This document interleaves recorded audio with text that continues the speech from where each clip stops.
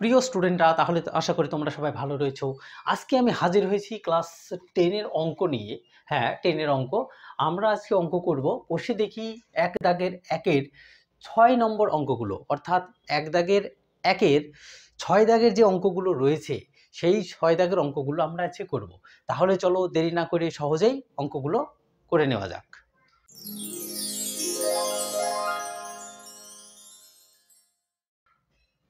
তাহলে আমাদের প্রথম যে অঙ্ক রয়েছে 6 এর একের অঙ্কটি, আমরা সেই 6 এর একের অঙ্কটিকে একটু পড়ে দেখি। দেখো, এটি আমাদের ক্লাস 10 এর অঙ্ক বই। এখানে আমরা আজকে অঙ্ক করব 6 দাগের একের অঙ্কগুলো, অর্থাৎ 6 দাগের যে অঙ্কগুলো রয়েছে সবকটি আমরা সেই অঙ্কগুলো করব। প্রথম অঙ্ক 1 নম্বরে কি বলেছে? বলছে নিচের বিবৃতিগুলি থেকে আমাদের একচল বিশিষ্ট দ্বিঘাত সমীকরণ তৈরি করতে হবে। আমরা ইতিপূর্বে দ্বিঘাত সমীকরণটি কি সেটা জেনেছি। যারা এখনো পর্যন্ত প্রথম ভিডিওটাকে দেখোনি তারা লিংক ডেসক্রিপশন বক্সে দেওয়া থাকবে, তোমরা সেখান থেকে দেখে নিও। এবং আই বটনে দেওয়া থাকবে আমার টোটাল অঙ্কের প্লেলিস্ট, সেখানে তোমরা গিয়ে প্লেলিস্টের মাধ্যমে অঙ্কগুলো পরপর দেখতে পারবে, অর্থাৎ তোমরা সেখান থেকে দেখে নিও। চলো আমরা এখন দ্বিঘাত সমীকরণ গঠন করব। অর্থাৎ 6 দাগের 1 নম্বরের যে অঙ্কটি সেটা আমি পড়ে শোনাবো। কি বলেছে? বলছে একটি আয়তাকার ক্ষেত্রের কর্ণের দৈর্ঘ্য 15 মিটার। তাহলে কি? একটা আয়তাকার ক্ষেত্রের কর্ণের দৈর্ঘ্য 15 মিটার এবং তার দৈর্ঘ্য প্রস্থ অপেক্ষা 3 মিটার বেশি। তাহলে এটাকে কি করতে হবে? আমাদের এখন দ্বিঘাত সমীকরণ করতে হবে। তাহলে চলো সমীকরণটি গঠন করি। তাহলে আমাদের প্রথম জানতে হবে আয়তক্ষেত্র জিনিসটা কি। তাহলে আমি একটি আয়তক্ষেত্রের ছবি এঁকে নিই।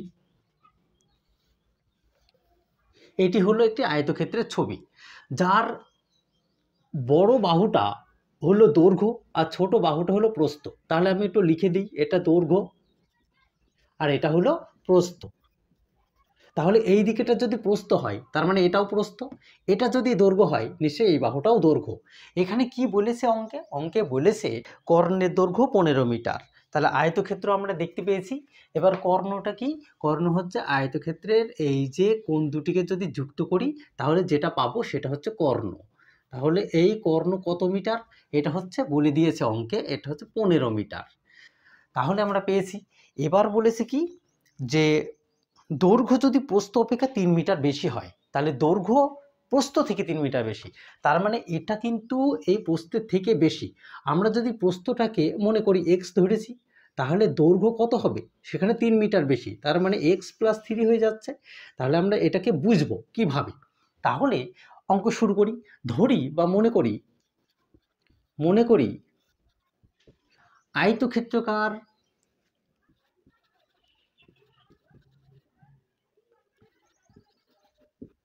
তাহলে আয়তক্ষেত্রকারের প্রস্থটা কি? প্রস্থ আমাদের ধরতে হবে, অঙ্কে যেহেতু বলেছে। তাহলে প্রস্থ এক্স মিটার। তাহলে এটা আমরা ধরে নিলাম। তাহলে প্রস্থ যদি এক্স মিটার হয়, তাহলে বলেছে দৈর্ঘ্য কিন্তু এই প্রস্থ থেকেও বেশি। কত বেশি? না 3 মিটার বেশি। তাহলে প্রস্থ কত হবে? তাহলে আমরা কি লিখব? আয়তক্ষেত্রকারের এটা প্রস্থ ধরেছি, তাহলে দৈর্ঘ্য আমাদের বেশি। দৈর্ঘ্য কত বেশি? না দৈর্ঘ্য হচ্ছে 3 মিটার বেশি। তাহলে আগে তো এক্স পেয়েছিলাম, তাই না? তাহলে এক্স পেয়েছি আগে, তার সাথে এখন কত হচ্ছে? না 3 মিটার বেশি হচ্ছে। তাহলে 3 মিটার যোগ করে দেবো, তাহলে এত মিটার। বুঝে গেল? তাহলে আমরা এটা ধরে নিলাম। এবার অঙ্কে কি বলেছে?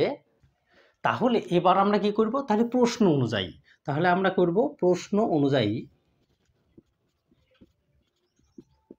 তাহলে প্রশ্ন অনুযায়ী বা প্রশ্ন অনুসারে আমাদের কি বলে দিয়েছে? আমাদের বলেছে যে এই কর্ণটি কিন্তু 15 মিটার বেশি।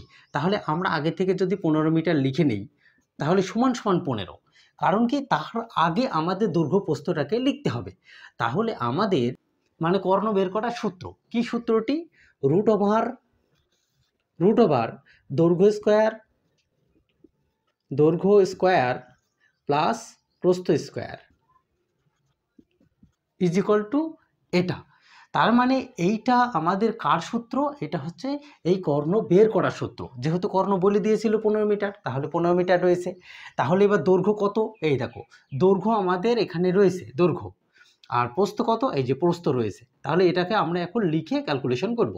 তাহলে রুট ওভারের তলায় রুট ওভার দিয়ে দাও, বা যা আছে সেটা লিখবো। তাহলে দৈর্ঘ্যের মানটাকে লিখে দেবো। দৈর্ঘ্য কত রয়েছে? X plus 3। তাহলে আমরা লিখবো এক্স প্লাস 3। আর কি বলেছে? এখানে স্কোয়ার বলেছে, স্কোয়ার করলাম, প্লাস আছে দিয়ে দিলাম প্লাস। প্রস্থ কত? প্রস্থ হচ্ছে এক্স মিটার ধরেছিলাম, তাহলে প্রস্থ হচ্ছে এক্স লিখেছি, তার মাথায় কি রয়েছে? স্কোয়ার রয়েছে। এদিকে যা রয়েছে সেটাকে আমি অপরিবর্তিতভাবে লিখে দিলাম। ক্লিয়ার? পরের লাইনে তোমরা কি করবে? এই রুটটাকে তুলতে হবে এখন।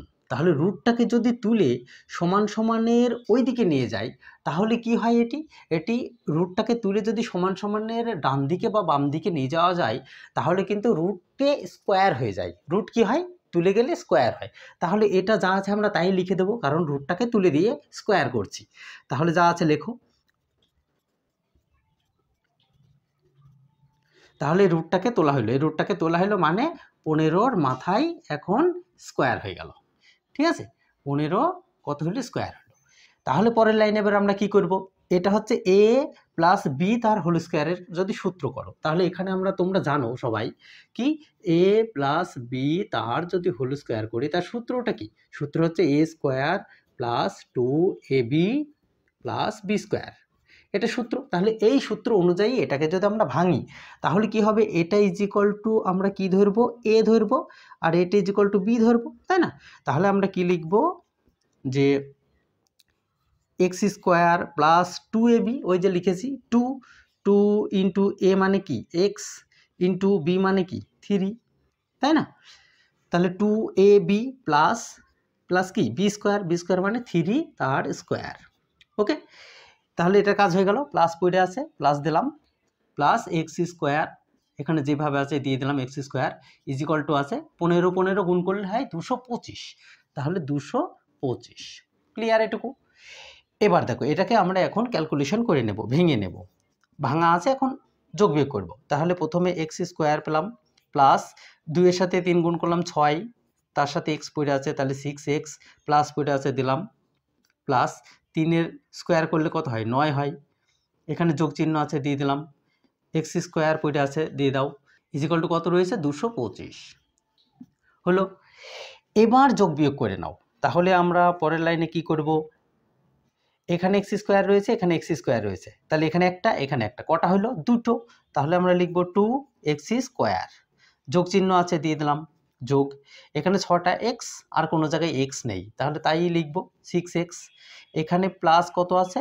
9, তাহলে 9, আর এই সমান সমানের এই 225কে আমরা এদিকে নিয়ে আসছি, তাহলে সমান সমানের এর চিহ্ন রয়েছে যোগ, এদিকে আসলে কি হয়? বিপরীত চিহ্ন বিয়োগ, তাহলে বিয়োগ দিয়ে দিলাম 225। ক্লিয়ার? ইজ ইকুয়াল টু কত করব? এখানে তো কেউ নেই, তার মানে 0। তাহলে পরের লাইন আমরা কি লিখব? বা এখানে যা আছে তাই লিখে দাও। তাহলে 2x স্কোয়ার প্লাস 6x, এখানে দেখো বড় সংখ্যার আগে যে চিহ্নটি হয় সেই চিহ্নটি হয়, মনে রাখবে। তাহলে এখানে বড় সংখ্যা 225 না নয়? নিশ্চয়ই 225। তাহলে 225-এর আগে কে আছে? বিয়োগ, বিয়োগ দিলাম। তাহলে 225 থেকে 10 বাদ দাও প্রথমে, কত হলো? তাহলে 215 হলো, তার সাথে এক যোগ করে তাহলে 216 হলো, তাহলে 216 ইজ ইকুয়াল টু এটা। তাহলে আমরা পরের লাইনে কি করব? পরের লাইনে উত্তর করব। দেখো এর মধ্যে কমন যাচ্ছে কত? 2 কমন যাচ্ছে। তাহলে আমরা যদি এই লাইনটাকে এখানে করি পরবর্তীতে, তাহলে পরের লাইনে কত রয়েছে? 2x square plus 6x minus 216 is equal to 0। তাহলে এখানে সবার মধ্যে দেখো 2 রয়েছে, তাহলে 2কে কমন নিলাম, 2 কমন নিলাম, তাহলে 2 যদি কমন যায় এখানে কত রয়েছে? শুধু এক্স স্কোয়ার পড়ে রয়েছে, প্লাস দিলাম, এখানে কত? 2 দিয়ে ভাগ করলে 3 পড়ে রয়েছে, 3x মাইনাস এর সাথে 2 দিয়ে ভাগ করলে কত হচ্ছে? প্রথমে 100 আর এদিকে 8, তার মানে 108 হইল। ঠিক আছে? Is equal to 0। দেখো এখানে 2 যদি কি অবস্থায় রয়েছে? গুণ অবস্থায়। 2 গুণ অবস্থায় রয়েছে, এখানে গিয়ে আমরা ভাগ অবস্থায় করে নেব। তাহলে আমরা কি করব? যা আছে তাই লিখে দিলাম, x square plus 3x minus 108। এদিকের কাজ হচ্ছে ভাগের নিচে 2কে বসানো, সরি শূন্যর নিচে 2কে বসানো, ভাগ করে দিলাম। তাহলে শূন্যর সাথে যাকেই ভাগ করো কি হবে? সে 0 হবে। তাহলে পরের লাইনে আমরা কি করব?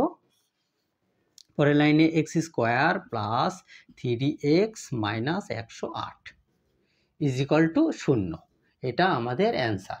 দেখো এখানে আমি আর এগোলাম না, অর্থাৎ এক্স এর মান আমাদের বের করতে বলেনি, আমাদের বলেছে একচল বিশিষ্ট দ্বিঘাত সমীকরণ করতে। আমরা জানি দ্বিঘাত সমীকরণটা কি, যার সর্বোচ্চ পাওয়ার হয় 2। দেখো এটা হলো একটি দ্বিঘাত সমীকরণের উদাহরণ, তাই না? সর্বোচ্চ পাওয়ার 2 রয়েছে, তাহলে এটি একটি সমীকরণ হয়েছে, এটা হলো দ্বিঘাত সমীকরণ। তাহলে আমাদের 6 দাগের 1 নম্বরের অঙ্কটি কমপ্লিট হয়ে গিয়েছে।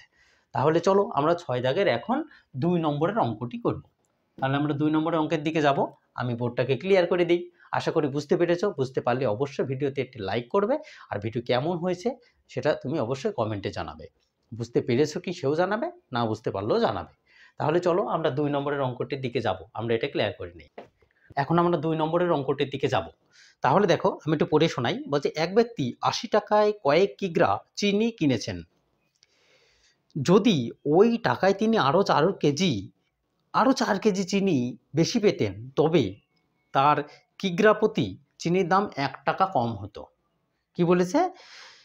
আগে 80 টাকায় চিনি কিনেছে কয়েক কেজি, ক কেজি কিনেছে সেটা আমি জানি না, ক কেজি কিনেছে। বলছে যদি আরও 4 কেজি যদি ওই টাকাতে মানে 80 টাকাতেই আরও 4 কেজি চিনি বেশি পেত, তাহলে তার 1 টাকা কেজি প্রতি কম হয়ে যেত। তাহলে এখানে আমাদের এই অঙ্কটিকে দ্বিঘাত সমীকরণ করতে হবে। তাহলে চলো আমরা সহজে জেনে নিই কিভাবে অঙ্কটি করব। তাহলে আমাদের প্রথমে কি করতে হবে? প্রথমে ধরতে হবে। তাহলে আমি ধরি যে 80 টাকায় তিনি x কেজি চিনি কিনেছিলেন, কারণ কত কেজি এখানে বলেনি। তাহলে আমি কি করলাম যে ধরি তিনি 80 টাকায় তিনি x কেজি চিনি কিনেছিলেন। তাহলে x কেজি মানে কিগ্রা চিনি কিনেছেন।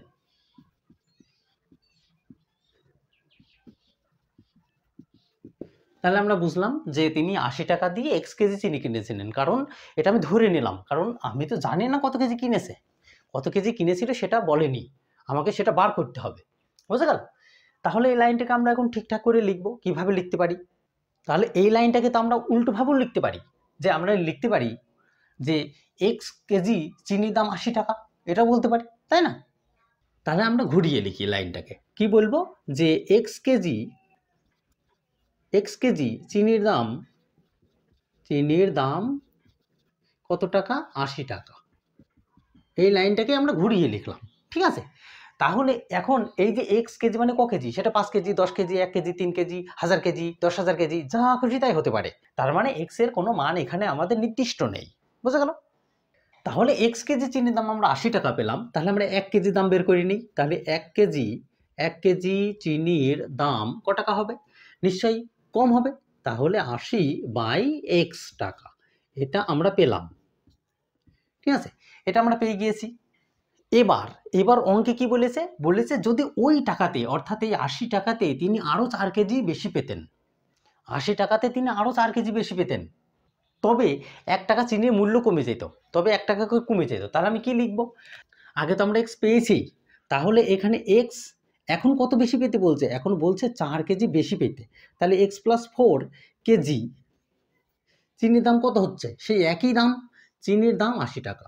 চিনির দাম কত টাকা? না 80 টাকায় আছে, কারণ অঙ্কে আমাকে বলেছে যে একই মূল্য রয়েছে, কিন্তু আমি ওজনে কোনো জিনিস বেশি পাচ্ছি। একটা সিম্পল একটা উদাহরণ দিই, উদাহরণটা একটু ভালো করে বোঝো। মনে করো তুমি বাজারে গিয়েছো, বাজারে গিয়ে দুটো দোকান রয়েছে, দুটি হচ্ছে কমলা লেবুর দোকান, ঠিক আছে? কোনো একটা লেবুর দোকানে গিয়ে তুমি 10টা লেবু পেলে ক টাকায়? 10 টাকায়। তাহলে 10টা লেবু কত টাকায় পেয়েছো? 10 টাকায়। আরেকটা জায়গায় গিয়েছো, গিয়ে দেখছো সেই দোকান কি করেছে? 10টা প্লাস 4টে, অর্থাৎ 14টা লেবু দিচ্ছে, সে আবার কত নিচ্ছে? 10 টাকা। তাহলে কি বললাম? সে 14টা লেবু দিচ্ছে কত টাকায়? 10 টাকায়, ঠিক আছে?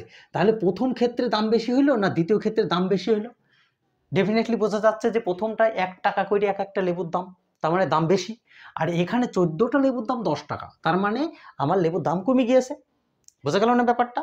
এখানেও তাই, এখানে কিন্তু আমি এখন জিনিসের দাম কমে গিয়েছে, তার জন্য বেশি পাচ্ছি 80 টাকাতে। মানে এখানে যে 10 টাকায় 10টা পাচ্ছিলে, এখন সেই 10 টাকায় 14টা পাচ্ছিলে। তার মানে এখানে দেখো 80 টাকায় আগে x কেজি পাচ্ছিলে, মনে করো 1 কেজি পাচ্ছিলে, এখন 80 টাকায় x + 4, তার মানে 1-এর সাথে আরও 4 কেজি বেশি। ক্লিয়ার? আশা করি ক্লিয়ার হয়েছে। তাহলে আমরা বুঝতে পারলাম যে দ্বিতীয় ক্ষেত্রে দাম কমে গিয়েছে। জিনিসের দামটা কমে গিয়েছে। তাহলে চলো এখন আমরা অঙ্ক যেভাবে বলেছি সেভাবে করে দেখি। তাহলে এখানে আমরা কি করব, 1 কেজি দাম বের করে নেব। এখানে যেহেতু 1 কেজি বের করেছি, তাহলে 1 কেজির চিনির দাম এই ক্ষেত্রে কত হচ্ছে, এই ক্ষেত্রে হচ্ছে 80, সাথে এটা আমাদের ভাগ করে দিতে হবে। তাহলে x + 4 এটা হলো এত টাকা। বোঝা গেল? তাহলে প্রশ্ন অনুযায়ী করি। তাহলে প্রশ্ন অনুযায়ী আমরা কি লিখব? দেখো, প্রথম ক্ষেত্র এটা, এটা দ্বিতীয় ক্ষেত্র, অর্থাৎ এটা হচ্ছে প্রথম দোকানের, এটা দ্বিতীয় দোকানের। ঠিক আছে? তাহলে প্রথম দোকানে পেয়েছিলে এটা, দ্বিতীয় দোকানে এটা, অর্থাৎ দাম কমে গিয়ে এটা হয়েছে। তাহলে প্রশ্ন অনুযায়ী আমাদের বলছে অঙ্কে বলেছে ওই টাকাতে যদি আরও 4 কেজি বেশি পাওয়া যেত তাহলে দাম আমাদের 1 টাকা কমে যেত। তাহলে আমার দাম কত কমে গিয়েছে? 1 টাকা কমে গিয়েছে। কোনটা থেকে কোনটা? না, এই দামটা থেকে এই দামটা। তাহলে আমরা কি করব এখন? প্রশ্ন অনুযায়ী করছি। তাহলে প্রথমে 1 কেজির দাম কত ছিল? 80/x। আর পরেরটা কত হয়েছে? না, 80/x + 4 কেজি। ঠিক আছে? x + 4। তাহলে এদের মধ্যে কি কমেছে? তাহলে এদের মধ্যে এখন কি করে পাবো? কারণ এটা দাম কমে গিয়েছে, তাই এদের মধ্যে মাইনাস হবে। দাম কমে গিয়েছে = 1 টাকা। কত করে কমেছে? 1 টাকা করে কমেছে। তাহলে এখন আমরা এটাকে ক্যালকুলেশন করব। তাহলে আমরা ক্যালকুলেশন শুরু করি। তাহলে এটাকে এখন লসাগু করব। লসাগু করলে কত হচ্ছে? লসাগু করলে x × x + 4। তাহলে x + 4 এটা লসাগু। দেখো, তাহলে এটা সিম্পল আকারে করো। এটা যখন এটাকে পেতে হবে, এক্সকে পেতে হবে, তাহলে এর সাথে এই 80কে কোণাকাটি গুণ করে দাও। তাহলে এটার সাথে এটা কোণাকাটি গুণ করলে কত হচ্ছে? 80 × x + 4 এটা হলো। বিয়োগ আছে মাঝখানে, তাহলে মাঝখানে বিয়োগ আছে, দিয়ে দাও। তাহলে বিয়োগটাকে দিয়ে দিলাম, বিয়োগ। এবার এটার সাথে এটা কোণাকাটি গুণ করে দাও, এটার সাথে এটা। তাহলে 80 × x হলো = কত রয়েছে? 1 আছে। ক্লিয়ার? এবার এটাকে গুণ করো। গুণ করলে কি হচ্ছে দেখি। 80x, তাহলে 80-র সাথে x গুণ করছি মানে 80x যোগ আছে, যোগ দিলাম। 4-এর সাথে 80 গুণ করলে 4 × 8 = 32, 320 হচ্ছে। মাঝখানে বিয়োগ চিহ্ন আছে, দিলাম। 80-র সাথে x গুণ করছি মানে 80x। ওকে, বাই এখানে যেটা আছে x এর সাথে x গুণ করলাম, তাহলে কত হচ্ছে? x²। এই x এর সাথে প্লাস, তার মানে প্লাস x এর সাথে 4x = কত হচ্ছে? এদিকে 1 আছে। দেখো, তাহলে উপরের সংখ্যাটাকে আমরা এখন কাটাকাটি করতে পারি। -80x আর এদিকে +80x কেটে গেল, উপরে পড়ে থাকছে 320। তাহলে পরের লাইনে আমরা কি করব? এইটার সাথে এটা, দেখো এর নিচে কেউ নেই মানে 1 আছে মনে মনে, তাহলে এর নিচে 1 আছে, এটা ভাগ অবস্থায় রয়েছে। তাহলে এইটার সাথে কোণাকাটি গুণ করি। তাহলে এটার সাথে উপরের 1কে গুণ করব। ঠিক আছে? তাহলে আমরা লিখছি x এর সাথে 1 গুণ করছি মানে xই হচ্ছে স্কোয়ার, প্লাস এই 4-এর সাথে 1 গুণ করছি মানে 4ই হচ্ছে, x এর সাথে xই পড়ে থাকছে। ঠিক আছে? হলো = দিই। এবার এই নিচের একটার সাথে এই উপরের সংখ্যাটাকে গুণ করি, অর্থাৎ 320। তাহলে নিচের একটার সাথে গুণ করছি, 1-এর সাথে 320 গুণ করলে 320 গুণ করলে 320ই হয়। ঠিক আছে? এবারে এই 320টাকে আমরা এদিকে নিয়ে আসবো। তাহলে কি করব? তাহলে x² প্লাস যা আছে তাই লিখে দাও, মাইনাস। মাইনাস কেন? কারণ এদিকে প্লাস চিহ্ন রয়েছে, 320-র আগে কোনো সিম্বল নেই মানে হচ্ছে প্লাস আছে। তাহলে এদিকে চলে এসছে, মাইনাস হয়ে গেল, -320 = এখানে তো কেউ নেই তাই 0। তাহলে এটা আমাদের একটি দ্বিঘাত সমীকরণে চলে এসছে, অর্থাৎ এর মধ্যে দ্বিঘাত সমীকরণ হয়েছে। কারণ কি করে বুঝবো? এই দেখো সর্বোচ্চ পাওয়ার আছে কত? x²। তাহলে এটা আমাদের অ্যান্সার হয়ে গেল, অর্থাৎ 2 নম্বরের অঙ্কটি আমাদের কমপ্লিট করতে বলেছে। কারণ আমাদের অঙ্কের কিন্তু x এর মান বের করতে বলেনি, বলেছে একটি দ্বিঘাত সমীকরণ বের করতে। তাহলে আমাদের সমীকরণ বার হয়ে গেছে, অর্থাৎ 6-এর 2 নম্বরের অঙ্কটি আমাদের ক্লিয়ার হয়ে গেছে। এখন আমরা যাব 6-এর 3 নম্বরের অঙ্কটি। তাহলে চলো আমরা 6-এর 3 নম্বরের অঙ্কটি করব, এটাকে ক্লিয়ার করে দেব। আমাদের 6 নম্বরে 2 দাগের অঙ্কটি কমপ্লিট হয়ে গিয়েছে। এখন আমরা যাব 3 নম্বরের অঙ্কটি। চলো একটু দেখি। বলছে দুটি স্টেশনের মধ্যে দূরত্ব 300 কিলোমিটার। তাহলে দুটো স্টেশনের মধ্যে দূরত্ব কত? 300 কিলোমিটার। একটি ট্রেন অর্থাৎ প্রথম স্টেশন থেকে সমবেগে মানে একই বেগে দ্বিতীয় স্টেশনে গেল। ট্রেনটির গতিবেগ যদি ঘন্টায় 5 কিলোমিটার হয়, বেশি হয়, ট্রেনটির গতিবেগ যদি ঘন্টায় 5 কিলোমিটার বেশি হয়, তাহলে দ্বিতীয় স্টেশনে ট্রেনটির দ্বিতীয় স্টেশনে যেতে 2 ঘন্টা কম সময় লাগতো, অর্থাৎ ট্রেনের স্পিড যদি বেড়ে যেত, ঘন্টায় 5 কিলোমিটার বেশি হতো, তাহলে 2 ঘন্টা কম সময় লাগতো। তাহলে এটাকে আমাদের এখন দ্বিঘাত সমীকরণ করতে হবে। তাহলে অঙ্কে কিন্তু আমাদের ট্রেনের গতিবেগ বলা নেই, তাহলে বের করে নিই। তাহলে চলো ধরি, তাহলে আমাদের কি ধরতে হবে, ধরি ট্রেনটির গতিবেগ। তাহলে ট্রেনটির আমাদের স্পিড বের করে নিতে হবে। তাহলে গতিবেগ এক্স কিলোমিটার, এক্স কিমি পার ঘন্টা, ঘন্টা মানে HR, ঘন্টা। তাহলে এক্স কিলোমিটার পার ঘন্টায় গতিবেগ আমরা ধরে নিলাম। তাহলে একটু আমরা ছবি আঁকি। মনে করে এটা হচ্ছে প্রথম স্টেশন, এটা দ্বিতীয় স্টেশন। তাহলে ট্রেনটি আমাদের কিন্তু এইভাবে প্রথম থেকে দ্বিতীয় স্টেশনের দিকে যাচ্ছে, ঠিক আছে। ট্রেনটি মোট দূরত্ব কত বলে দিয়েছে অঙ্ক বলেছে 300 কিলোমিটার, কিন্তু মোট যে স্টেশনের মধ্যে দূরত্ব 300 কিলোমিটার।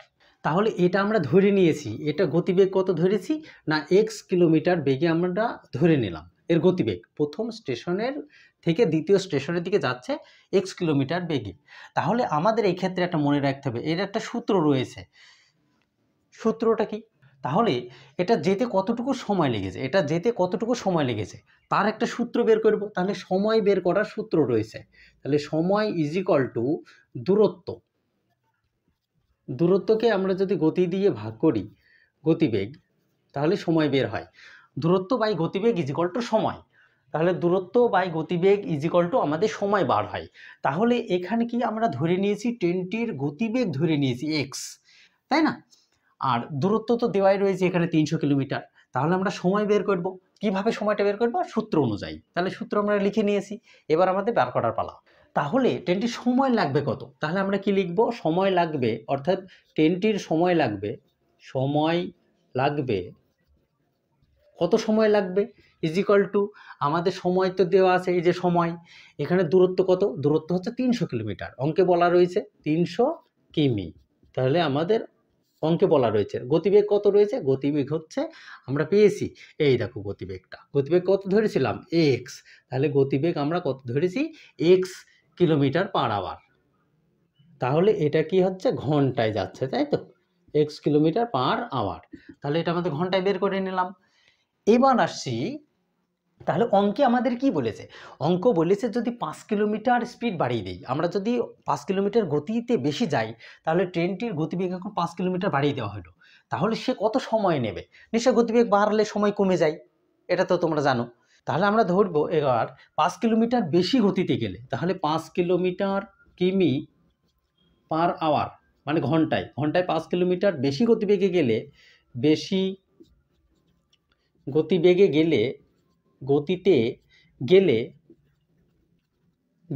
ট্রেনটির সময় লাগবে কত, তাহলে ট্রেনটির সময় লাগবে কত সময় লাগবে না, আগে যা সময় লেগেছিল তার থেকে এখন কম লাগবে, তাই না।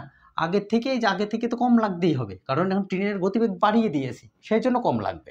তাহলে কত সময় লাগছে দেখি, এটা লিখে নাও। তাহলে 300 ছিলই, তার থেকে এক্স ছিল, এখন আমরা কি করেছি, ট্রেনের গতিবেগটা বাড়িয়ে দিয়েছি, তাহলে এক্স প্লাস 5, ঠিক আছে, কিমি পার আওয়ার। তাহলে আমাদের বোঝা গেল যে এখন ট্রেনের গতিবেগ বেশি বলে সময় অবশ্যই কম লেগে যাবে, তাই না। তাহলে আমরা এবার প্রশ্ন অনুযায়ী কি করব, তাহলে আমরা লিখব যে প্রশ্নানুসারে।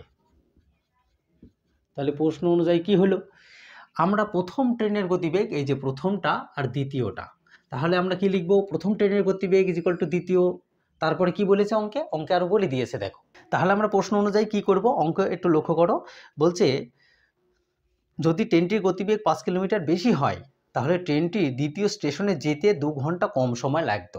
তাহলে 2 ঘন্টা কম সময় লাগবে কেন, কারণ 2 ঘন্টা কম সময় লাগবে কারণ ট্রেনটির গতিবেগ বাড়ানো হয়েছে, সেই জন্য। তাহলে আমরা প্রশ্ন অনুযায়ী কি করব, তাহলে প্রথম ট্রেন 300/x, তারপরে দ্বিতীয় ট্রেন সেই একই পথ 300 গতিবেগ বাড়ানো হয়েছে x + 5 ইজ ইকুয়াল টু কত বলেছে, 2 ঘন্টা কম লাগতো, 2 ঘন্টা, তাই না, এটা 2 ঘন্টা কম লাগতো। তাহলে 2 ঘন্টা কম লাগতো, কি করে কম লাগতো না, প্রথম স্টেশন থেকে দ্বিতীয় স্টেশনে যেতে আমাদের 2 ঘন্টা কম লাগছে, চলো এটাকে আমরা এখন ক্যালকুলেশন করব। তাহলে আমরা কি করব, প্রথম লাইনে দেখো উপরেও 300 রয়েছে, নিচেও 300, সরি এদিকেও 300 রয়েছে, এদিকেও 300 রয়েছে, তাহলে 300কে কমন নিয়ে নাও, তাহলে অঙ্কটা সোজা হবে। তাহলে 300 কমন হলো, কমন নিলাম, তাহলে পড়ে থাকলো কে, পড়ে থাকলো উপরে 1 আর নিচে হচ্ছে এক্স, এদিকে কে আছে বিয়োগ, দিয়ে দিলাম, 300 কমন চলে গিয়েছে, তাহলে 1 আছে, আর নিচে কে রয়েছে এক্স প্লাস 5 এটা রয়েছে, এটুকু ব্র্যাকেটে দিলাম, ইজ ইকুয়াল টু কত রয়েছে 2।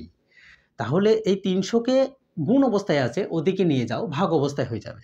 তাহলে আমরা কি করব, তাহলে প্রথমে লিখব 1/x মাইনাস এটা 1/x প্লাস 5 হলো, ইজ ইকুয়াল টু, এখন আমরা ভাগের কাজটা করব। তাহলে সমান সমানের এদিক ওদিক নিয়ে গেলে চিহ্নের পরিবর্তন হয়, গুণ থাকলে ভাগ হয়, এই যে ভাগ হয়ে গিয়েছে। তাহলে এটাকে এখন আমরা লসাগু করব। লসাগুটা কিভাবে করব, আগের নিয়মেই, তাহলে এটার সাথে এটা গুণ করো, তাহলে x ইন্টু এক্স প্লাস 5 এটা লসাগু হলো। তাহলে এই সংখ্যার সাথে এই 1কে আমরা কি করব, এখন কোনাকাটি গুণ করে দেবো, তাহলে 1 ইন্টু এক্স প্লাস 5 বোঝা গেল। আবার মাইনাস আছে, মাইনাস দিলাম, তাহলে এই এক্সের সাথে এখন 1কে গুণ করব, তাহলে গুণ করে নাও, তাহলে আমরা কি করব 1 ইন্টু এক্স হলো, বাকি কে পড়ে থাকছে এখানে 2/300। তাহলে পরের লাইনে কি করবে, গুণ করে নাও, উপরে উপরে গুণ করলে কত হচ্ছে, 1-এর সাথে এক্স গুণ করলে এক্সই হয়, প্লাস 5 পড়ে থাকে, মাইনাস 1-এর সাথে এক্স গুণ করলে এক্সই হয়, নিচেরটা এই এক্সের সাথে এই এক্স গুণ করলাম কত হলো এক্স স্কোয়ার হলো, প্লাস আছে প্লাস দিলাম, এই এক্সের সাথে 5 গুণ করলাম তাহলে 5x ইজ ইকুয়াল টু, এটাকে ছোট করে নাও 1/150, ঠিক আছে। তাহলে এবার আমাদের কি কাজ, এবার যোগ বিয়োগের কাজ। তাহলে এখানে একটা এক্স রয়েছে মাইনাস, এখানে প্লাস, তাহলে কেটে দাও, মাইনাস প্লাসে কেটে গেল, আবার এখানে কিছু হচ্ছে না, এটা কিছু হচ্ছে না, তাহলে উপরে পড়ে থাকছে শুধুমাত্র 5 আর নিচে এটা। তাহলে 1-এর সাথে এই 1-এর সাথে এখন এটাকে আমরা গুণ করব। তাহলে 1-এর সাথে প্রথমে এক্স স্কোয়ারকে গুণ করলাম, এক্স স্কোয়ারই হলো, প্লাস 5x-এর সাথে 1 গুণ করলাম, 5xই হলো, ওকে। তাহলে ইজ ইকুয়াল টু আছে, ইজ ইকুয়াল টু দিলাম, উপরে 5-এর সাথে এই 150কে গুণ করছি, তাহলে 5 আর 150 গুণ করলে 5×15 75, 750 হয়, ওকে। এবার আমরা এটাকে সাজাবো, সমান সমানের এদিকে সংখ্যাটাকে নিয়ে আসবো। তাহলে প্রথমে এক্স স্কোয়ার যা আছে তাই লিখলাম, এদিকে 5x মাইনাস, কেন, কারণ এদিকে 750-র আগে যোগ চিহ্ন আছে, এই যে প্লাস চিহ্ন আছে, সমান সমানের ওদিকে গেলে সেটা মাইনাস হয়ে যায়, মাইনাস হইল, তাহলে 750, 750 ইজ ইকুয়াল টু, এখানে কেউ নেই মানে 0। দেখো এর মধ্যে কোনো সংখ্যা কমন যাচ্ছে না, তাই এটাই আমাদের অ্যান্সার, অর্থাৎ এটা কিন্তু আমাদের একটি দ্বিঘাত সমীকরণ হয়েছে, কারণ সর্বোচ্চ পাওয়ার হচ্ছে 2, বোঝা গেল। তাহলে আমাদের 3 নম্বরের অঙ্কটি কমপ্লিট হয়ে গেল। এবার চলো আমরা যাব 4 নম্বরের অঙ্কে। তাহলে আমরা এখন কোন অঙ্ক করব না, 6 দাগের 4-এর অঙ্কটি। তাহলে 6 দাগের 4-এর অঙ্কটি আমরা এখন করে দেখব। তাহলে এটাকে আমরা মুছে দেব। 6 দাগের 3-এর অঙ্কটা পর্যন্ত হয়ে গিয়েছে, এবার আমরা 6-এর 4-এর অঙ্কটি একটু পড়ে শোনাবো। কি আছে অঙ্কটা শোনো, বলছে একজন ঘড়ি বিক্রেতা একটি ঘড়ি ক্রয় করে 336 টাকায় বিক্রি করলেন। মানে একটা ঘড়ি কিনেছে, মনে করো 300 টাকায় কিনেছে, সাপোজ মনে করো 300 টাকায় কিনে 336 টাকায় বিক্রি করে দিয়েছে, তাহলে লাভ হলো কত, 6 টাকা, এরকম করেছে। যদি তিনি যত টাকায় ঘড়িটি ক্রয় করেছিলেন শতকরা তত টাকা তার লাভ হলো, অর্থাৎ যত টাকা দিয়ে কিনেছিল শতকরা তত টাকায় লাভ হয়েছে। এটা আমাদের কি করতে হবে, একটি দ্বিঘাত সমীকরণে বার করতে হবে। তাহলে চলো আমরা এটাকে দ্বিঘাত সমীকরণে বের করে দেখি। তাহলে আমরা কি করব, ঘড়িটির কেনা দাম এবং বেচা দাম ধরে নিই, অর্থাৎ ক্রয় মূল্য এবং বিক্রয় মূল্য। তাহলে আমরা ধরি ঘড়িটির ক্রয় মূল্য, ঘড়িটির ক্রয় মূল্য, দেখো আমাদের ক্রয় মূল্যটাকে ধরে নিতে হচ্ছে, কারণ বিক্রি মূল্যটা বলা আছে, ক্রয় মূল্য কত, ক্রয় মূল্য হচ্ছে আমরা ধরলাম এক্স টাকা, তাহলে এক্স টাকা আমরা ক্রয় মূল্যকে ধরে নিয়েছি। তাহলে আমাদের বিক্রি মূল্য কত হচ্ছে, তাহলে বিক্রি মূল্য ওখানে বলা রয়েছে, বিক্রয় মূল্য 336 টাকা, এটা আমাদের বলা রয়েছে। তাহলে আমাদের ক্রয় মূল্য কত, এক্স টাকা, বিক্রয় মূল্য হচ্ছে 336 টাকা, এটা বলা রয়েছে। তাহলে আমাদের লাভ বের করতে হলে কি করতে হয়, একটা সূত্র রয়েছে। তাহলে আমরা কি করব, লাভ ইজ ইকুয়াল টু, লাভ বের করতে হলে সূত্র, লাভ ইজ ইকুয়াল টু প্রথমে ক্রয় মূল্য তাহলে বিক্রয় মূল্য ইজ ইকুয়াল টু লাভ। তাহলে আমরা বিক্রয় মূল্য থেকে যদি ক্রয় মূল্যকে বাদ দেই, তাহলে বিক্রয় মূল্য থেকে যদি আমরা ক্রয় মূল্যকে বাদ দিই তাহলে কিন্তু আমরা লাভ পেয়ে যাব, তাই না? মনে করো তুমি বিক্রি করেছো কোনো জিনিস 100 টাকায়, কিন্তু কিনেছো সেটা 80 টাকায়, তাহলে তোমার কত টাকা লাভ হলো? নিশ্চয়ই 20 টাকা লাভ হয়ে গেল। ঠিক আমরা সেটা লাভ পেয়ে গেলাম, এটা লাভের সূত্র।